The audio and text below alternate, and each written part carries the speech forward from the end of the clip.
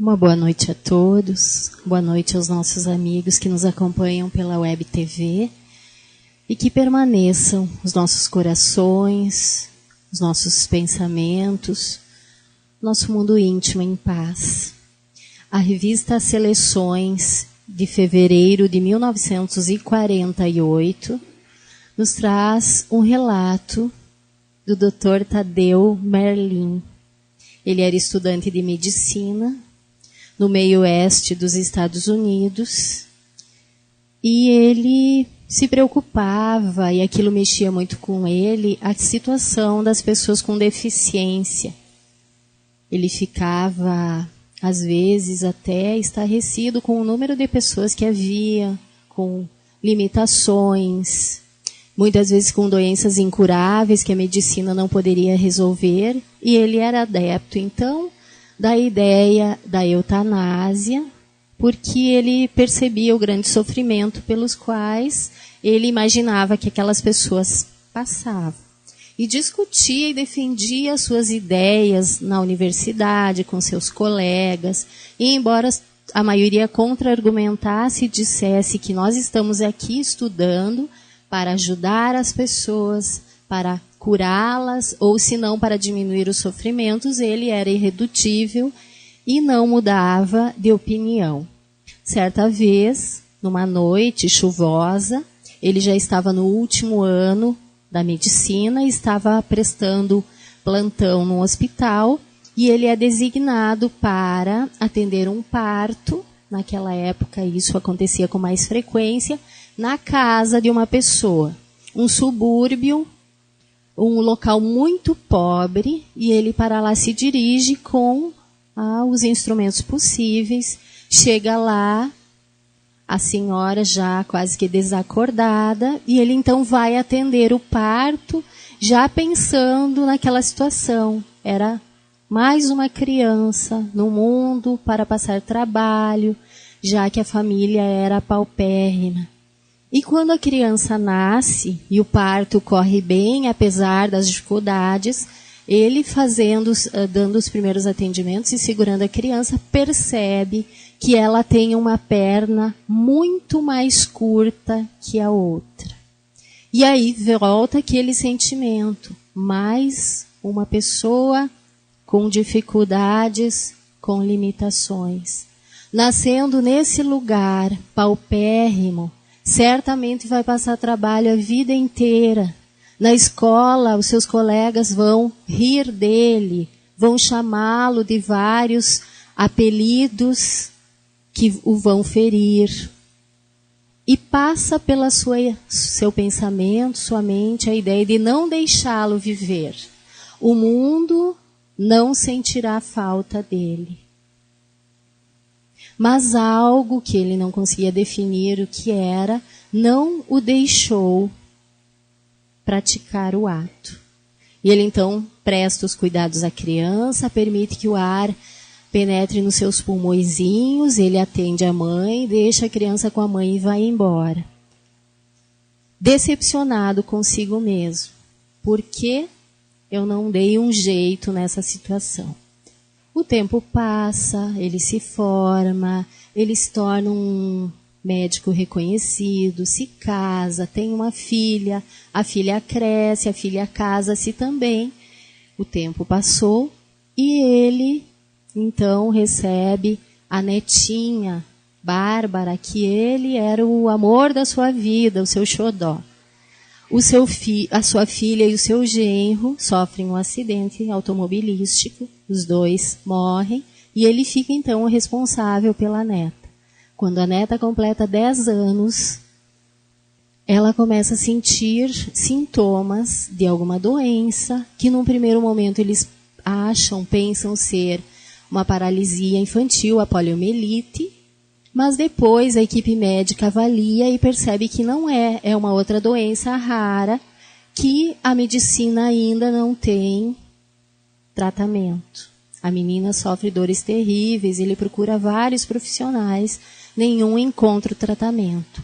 A junta médica, a equipe médica que atendia, diz que não há o que fazer, mas no oeste dos Estados Unidos tem um médico que há um tempo atrás, produziu um artigo falando sobre essa doença e tem algum tipo de tratamento que ainda não tem uma comprovação científica da eficácia. E ele, desesperado e com a netinha que tanto ama, já tendo perdido 2 pessoas muito queridas, não querendo perder mais essa pessoa que era muito importante para ele, compreensível, inclusive dentro da situação, vai em busca desse doutor, que atende num lugar. Quando a criança é chamada, ele entra junto, cumprimenta o colega e percebe que o colega tinha uma perna muito mais curta do que a outra. E o médico começa a examiná-lo e vê que ele estava observando e diz, pois é, eu tenho essa perna bem mais curta que a outra, eu até permito que as crianças me chamem de coxo e façam brincadeiras, porque isso me faz me sentir e estar mais próximo delas, quebra aquela situação que muitas vezes as crianças têm de medo do médico, enfim. E ele fala então que ele o nome dele é T.J. Miller, um alemão, e diz que ele prefere ser chamado pelo sobrenome, ou que as crianças brinquem, porque o nome Tadeu, ele acha um nome muito pomposo, que não tem tanto a ver com a sua nacionalidade, enfim, mas que a mãe deu a ele, como várias outras crianças receberam, em homenagem ao médico que fez o seu parto numa noite chuvosa em casa. E o Dr. Tadeu Merlin identifica-se como sendo aquele médico que há bastante tempo atrás faz aquele parto daquela criança, o 10º filho de uma família misérrima, e que ele pensa naquele momento e lhe vem à memória. O mundo não sentirá, não dará a falta dele. Mas é esse homem que cura a sua netinha. E ele encerra dizendo, é melhor ser coxo do que ser cego, como eu fui durante muito tempo. Quando nós percebemos alguém, às vezes uma criança que nasce com limitações, com algumas deficiências, o que nós pensamos? Às vezes questionamos os porquês. Será que há justiça divina? Por que tantas diferenças? Por que para uns tanto e para outros tantas dificuldades? Como Deus permite que um inocente nasça com essas limitações? Certamente, muitas vezes nos passa nos pensamentos, aqueles pensamentos que o Dr. Tadeu também pensava. Alguém que vai passar por tantas dificuldades, que as pessoas vão rir, enfim. Onde está Deus? Onde está a justiça divina? Se nós acreditamos na unicidade das existências, que nós só vivemos uma vez, nós não vamos encontrar resposta para a situação e não vamos compreender o Deus, o nosso Pai, que ama de forma igual a todos nós, a todos os seus filhos, como sendo alguém justo. Mas se nós acreditarmos na multiplicidade das existências, na anterioridade das existências, que nós já vivemos várias vezes, nós começamos a compreender de maneira diferente as diferenças, as situações aparentemente injustas, porque nós compreendemos que nós temos uma história espiritual. Deus é justo. Deus é amor, Deus é misericórdia e Deus permite a todos os seus filhos a reabilitação das suas dificuldades, dos seus erros. Não condena ninguém a ficar eternamente pagando, sofrendo por um equívoco, por pior que ele seja. Deus não produziu o sofrimento, Não foi Deus quem produziu as diferenças e as dificuldades, as desigualdades e as limitações. É o homem que os produz, com as suas escolhas, com as suas ações, com as suas atitudes. Diferenças que observamos frente a espíritos, homens, pessoas, seres humanos mais evoluídos que já conquistaram essa condição, esse patamar. E pessoas com limitações, dificuldades, que muitas vezes também são já evoluídos, mas que estão, de alguma forma, reparando alguma situação do passado. Quando abusamos, de alguma forma, em outra posição, em outro momento, nós vamos sentir a falta para voltarmos novamente ao equilíbrio, ao rumo certo. Muitas vezes nós nos posicionamos nessas situações como alguém já melhor, mas nós não conhecemos a nossa história espiritual. Hoje talvez nós estejamos numa situação muito tranquila, frente a outras situações que observamos que algumas pessoas possam estar passando. Mas nós não sabemos o que vai acontecer daqui a 1 minuto. E a situação pode mudar de uma hora para outra. O Livro dos Espíritos vai nos dizer que todos nós estamos sujeitos à reencarnação. Deus nos impõe a reencarnação, não é uma escolha.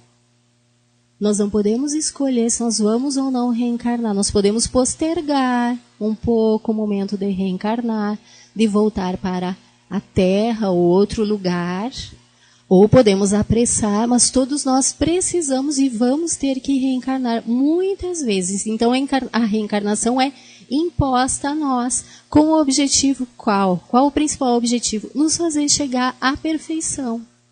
Aquilo que Jesus já chegou, que é o nosso modelo e guia. Por isso que Jesus encarnou na Terra. Ele só veio para a Terra uma vez. Não precisava encarnar aqui. Ele veio por amor. Mas ele fez seu processo evolutivo em outros lugares, em outros mundos. E quando a Terra foi formada, ele já era um espírito puro que coordenou, que cuidou da formação do planeta. Mas todos nós um dia vamos chegar lá. Para alguns é expiação, essa encarnação. Para outros é missão. Mas todos nós estamos em aprendizado e todos nós estamos também colaborando com a obra da criação através das ações que a gente vai ter no mundo. Então nós estamos aprendendo, estamos nos regenerando, estamos nos modificando e também colaborando com a obra da criação. Concorrendo para a obra geral, nos falam os espíritos. Então, não vamos julgar, não vamos muitas vezes condenar com os nossos pensamentos esses irmãos que nesse momento enfrentam algum tipo de limitação. Deus nos deu o livre-arbítrio, que é uma condição inerente ao ser humano de escolher. Mas depois que nós escolhemos, nós estamos sujeitos ao resultado das nossas escolhas. Se a escolha foi boa, foi positiva, nós vamos arcar com as consequências boas, positivas, os frutos disso. Se foram escolhas equivocadas, nós também vamos arcar com as consequências. Vamos sofrer os resultados negativos.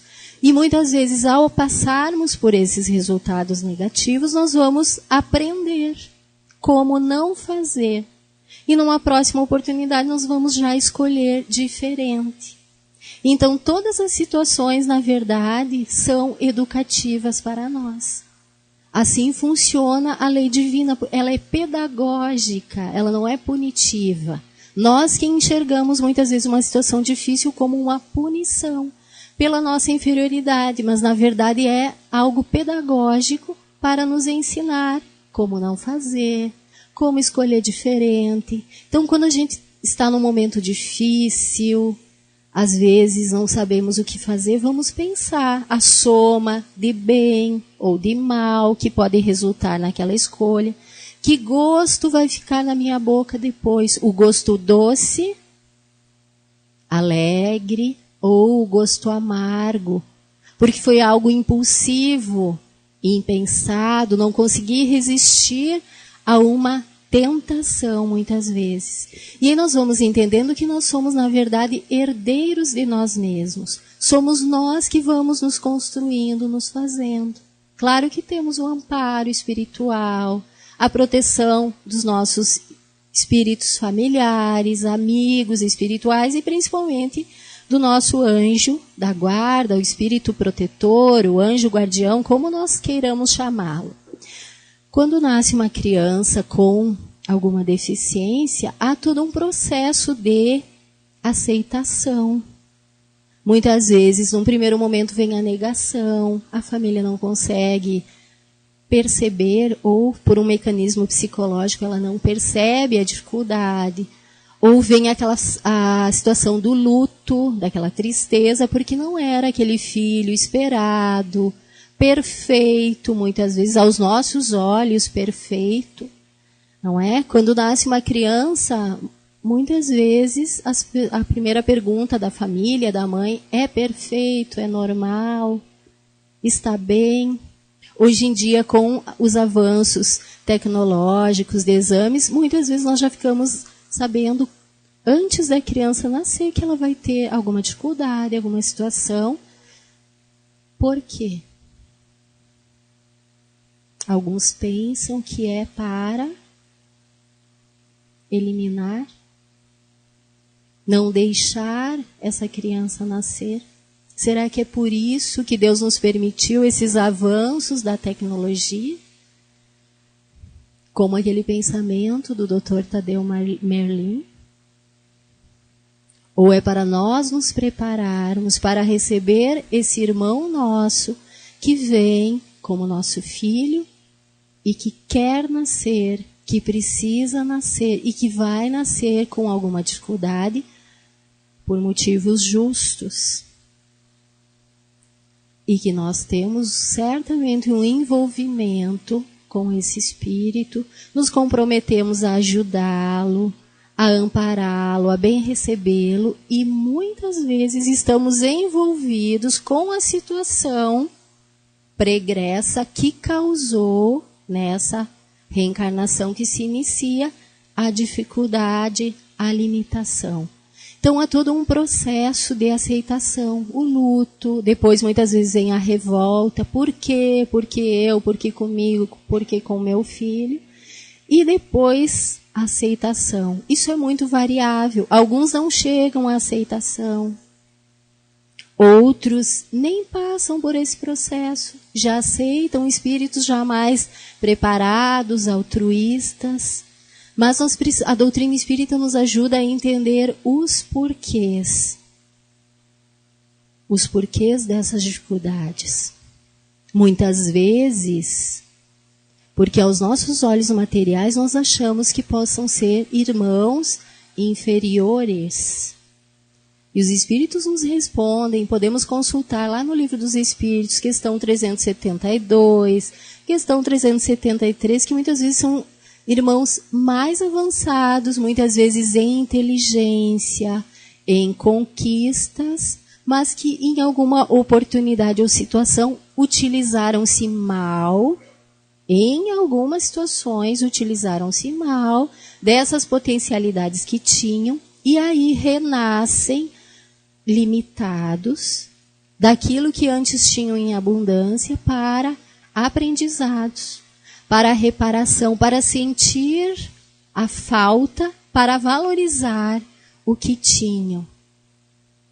E nós, as pessoas que estão envolvidas, se comprometeram a ajudar. Mas muitas vezes são espíritos que vêm, aceitam essa condição de limitação como prova para os pais, para a família, para aquelas pessoas que estão envolvidas com eles. A expiação é esse sofrimento, às vezes físico, algumas vezes moral, muitas vezes os dois, que é decorrente de uma falta pregressa. E nós não devemos jamais condenar, porque às vezes quando a gente tem essa informação, a gente começa a estudar, ler a doutrina espírita, os livros, nós começamos a olhar para as pessoas e enquadrar. Esse eu acho que foi tal coisa na encarnação passada, por isso nasceu assim. Aquele que tem alguma limitação foi o criminoso, foi o suicida e agora nasce assim. Talvez possa ter sido, mas talvez não. Talvez é um espírito em missão. Vai apressar sua evolução espiritual com essa situação e vai ajudar a ensinar a apressar a evolução espiritual dos outros que estão na retaguarda. Então, cada situação é uma situação, mas são irmãos que precisam do nosso carinho, da nossa atenção, da nossa ajuda, porque imaginemos, faça a experiência de andar 1 hora numa cadeira de rodas. Dentro de casa. Às vezes não passa na porta a cadeira. Ande na calçada com uma cadeira de rodas. Tente atravessar uma rua. É fácil?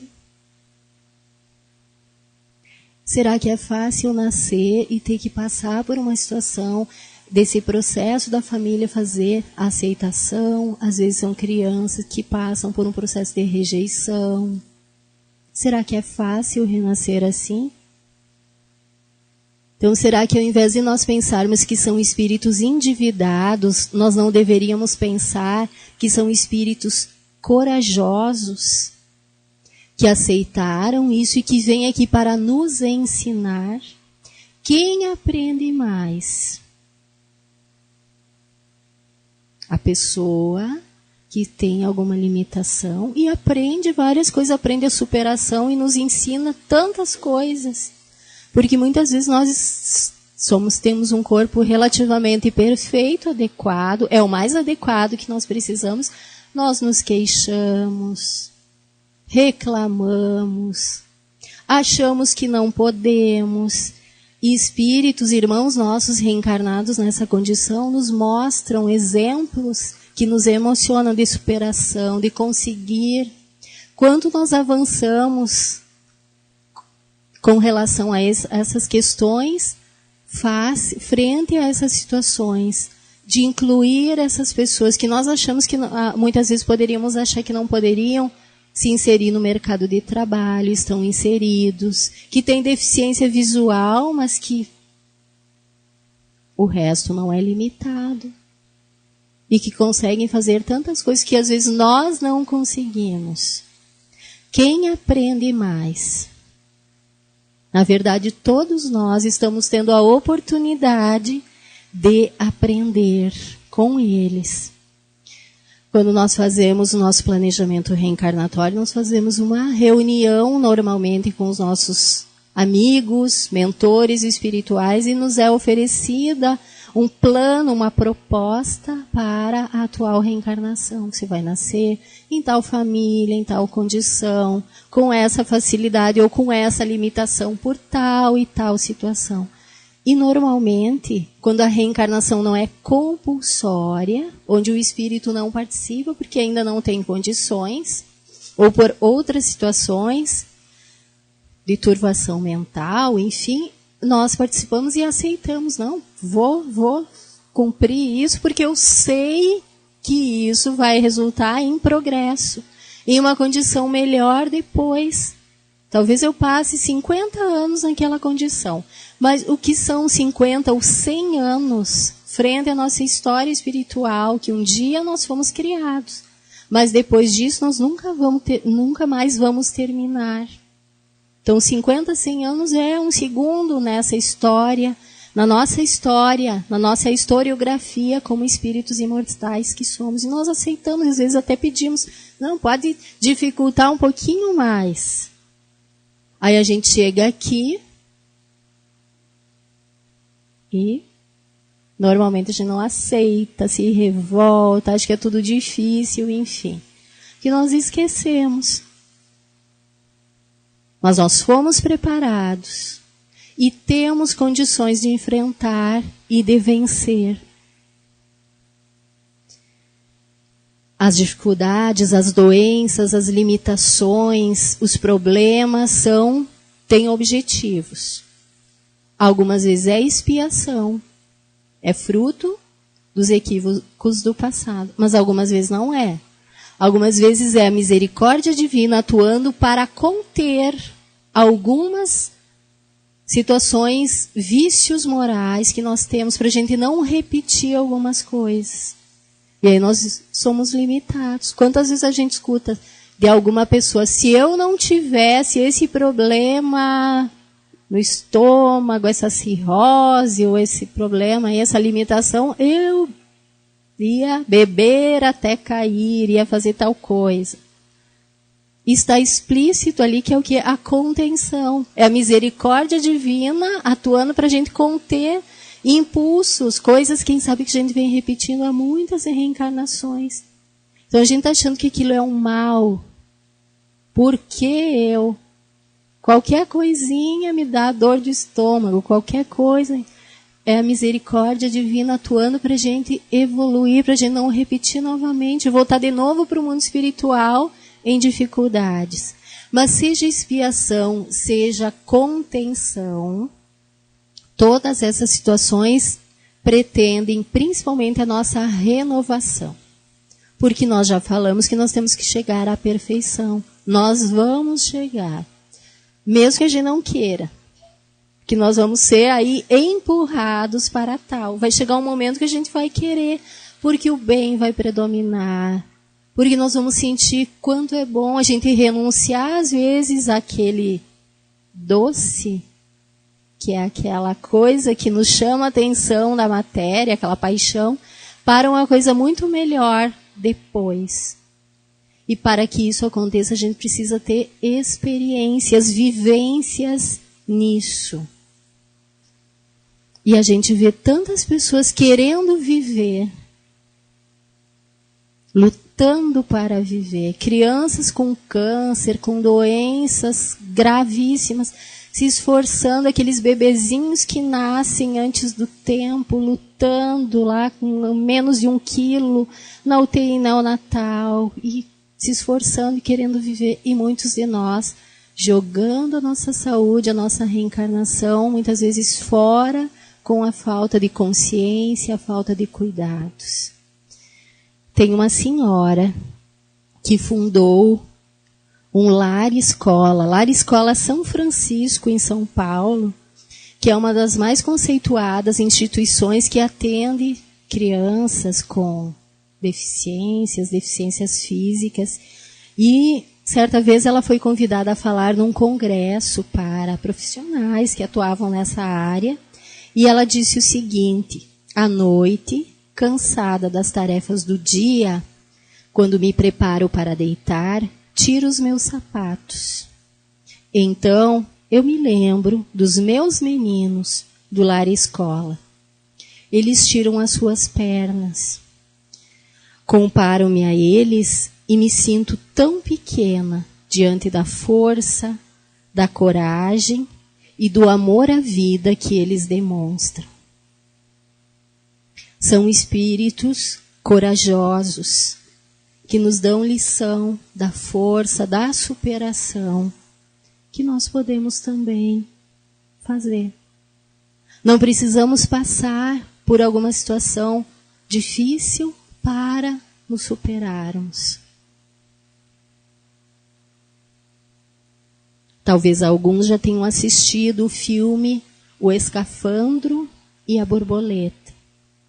Narra a história, que é real, verídica, de um jornalista, editor da revista Elle, Jean-Dominique Bowlby, que com 43 anos era alguém que gostava muito da vida, enfim, tinha até alguns abusos que mostra o filme, e que ele sofre um AVC com essa idade, jovem, e fica completamente paralisado.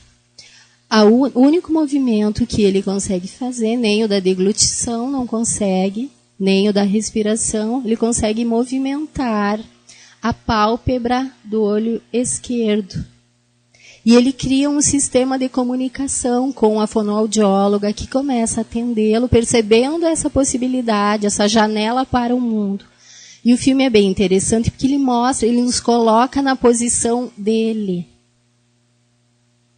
A forma como foi filmado, ele nos faz nos imaginarmos, nos colocarmos dentro do seu corpo, só conseguindo enxergar o mundo e se comunicar-se com o olho esquerdo.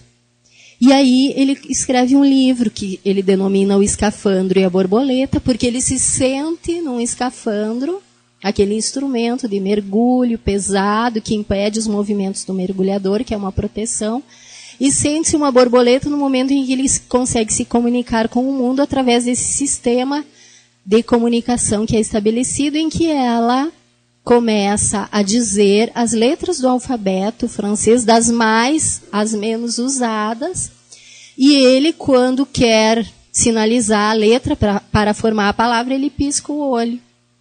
E aí ele forma palavras, frases e escreve o livro, que é muito interessante. O livro foi lançado, ele viveu 15 meses, o livro foi publicado, lançado, 10 dias depois ele vem a óbito. Mas deixa uma lição também de superação.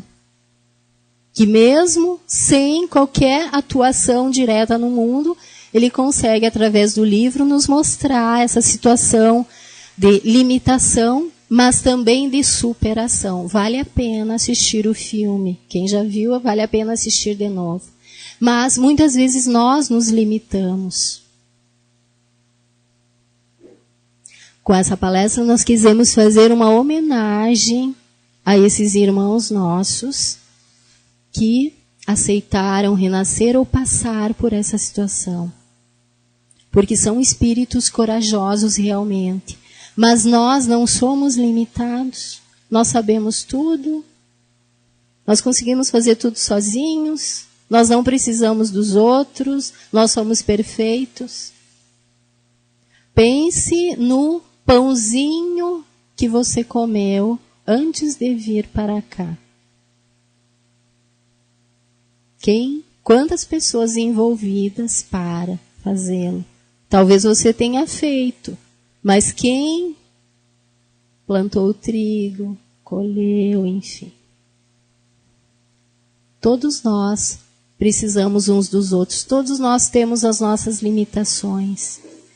Mas junto com isso nós temos uma imensa capacidade. O ser humano tem uma capacidade de superação, de dar a volta por cima, de aprender, de mostrar potencialidades, talentos que a gente não imagina que tem.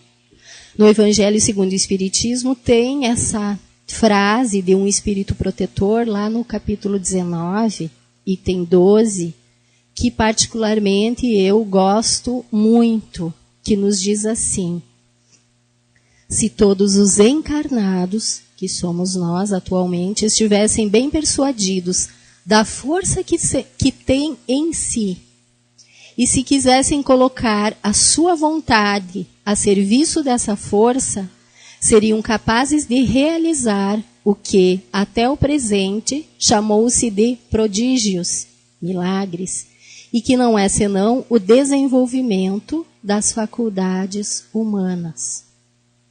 Se nós queremos, nós conseguimos, nós fazemos, nós vamos atrás. O que precisa? Querer. Não precisamos passar por alguma situação complicada para querer, mas normalmente é o que acontece. E muitas vezes é a limitação, é a dor, é a dificuldade que vai fazer com que a gente perceba essa força que tem e invista nesse potencial de superação que todos nós temos. E as dificuldades, as limitações, é outra forma de o amor divino se manifestar. Quando as outras formas de nos chamar a atenção, de nos trazer para o caminho reto não funcionam, Deus se utiliza desta condição para nos fazer despertar. Mas qualquer situação de dificuldade, de limitação, ela não é permanente. Ela é temporária. Talvez alguns digam, não. essa situação, essa doença, essa limitação não tem cura. A pessoa vai desencarnar, vai falecer com ela. Sim. Mas a vida termina com a morte? Não. Nós já contamos aqui, e para encerrar, e vale a pena, porque essa situação nos faz pensar muito. Já contamos a história daquela moça que o Chico Xavier sempre visitava, dentre tantas que ele visitava, que era a Valéria, que sofreu um AVC, enfim, e ficou também completamente paralisada, presa à cama, não conseguia mais também falar, comunicar-se. E ele visitava todo sábado, levava um docinho, fazia prece ao Evangelho no lar. Isso foram 6 anos. Chegou um dia que Chico chegou lá no sábado e disse: Valéria, hoje eu tenho a impressão de que você vai conseguir falar alguma coisa. Faça um esforço, tenta dizer alguma coisa. Diga Jesus. E ela olhou para ele, se esforçou, e ele insistiu. E aí ela tentou e falou Jesus, algo parecido com Jesus. Colocou toda a sua força naquilo, na palavra, para falar. E aí Chico ficou bem feliz, falou para a irmã dela, que era responsável e cuidava dela: acho que agora a Valéria vai melhorar. Passaram-se alguns dias e a Valéria, Chico recebeu a notícia que a Valéria havia desencarnado. Será que a história termina aí? Não. Chico percebia os espíritos, mas nunca mais encontrou, nunca mais viu a Valéria. Passaram-se os anos e Chico percebeu durante um mês a presença de um espírito que vinha lhe aplicar passes na região cardíaca. Depois desse tempo, ele sofreu o primeiro infarto, não desencarnou, e depois disso ele ficou em internação domiciliar. O médico optou pela internação domiciliar para que ele não ficasse no hospital, talvez temendo as infecções, enfim, para que as pessoas não o importunassem. Ficou em casa, proibido de receber visita dos encarnados, porque os desencarnados o visitavam. E aí chegou certa vez aquela moça que durante um mês lhe transmitiu o passe. E ele disse: minha irmã, agora eu entendi por que você veio durante um mês me transmitir o passe na região cardíaca, para que eu não desencarnasse devido a esse infarto que eu sofri. Diga o seu nome para que eu possa fazer preces por você. Era uma entidade que, através da sua aparência, mostrava uma grande elevação espiritual. E ela disse para ele: mas Chico, você não me reconhece? Nós nos conhecemos há tanto tempo. E ele começou a pensar e até ficar meio envergonhado, porque não lembrava quem era. Não, minha irmã, diga o seu nome. E ela disse: eu não vou dizer o meu nome, mas eu vou dizer uma palavra e você vai identificar quem eu sou. E então ela diz: Jesus. Era a Valéria. Aquele espírito que passou anos presa, num corpo limitado, que não conseguia se comunicar, mas era um espírito de grande elevação e que estava livre. A borboleta que saiu do escafandro material. E assim somos nós. Se nós passamos bem pela nossa reencarnação, aceitamos as provas, fazemos os aprendizados todos, independente da situação, nós também seremos como borboletas que sairemos desse fardo material para regiões melhores, de acordo com as nossas escolhas e a aceitação que vamos tendo das dificuldades, da limitação, que na verdade é lição para nós evoluirmos. Que possamos aceitar as dificuldades, mas não com acomodação, fazendo os nossos esforços para retirarmos as lições delas. Certamente os benfeitores amigos nos auxiliarão, nos ampararão e nos ajudarão a passar por esses momentos com coragem, com determinação, superando-os. Muito obrigada pela atenção e que Jesus esteja conosco e nos nossos corações.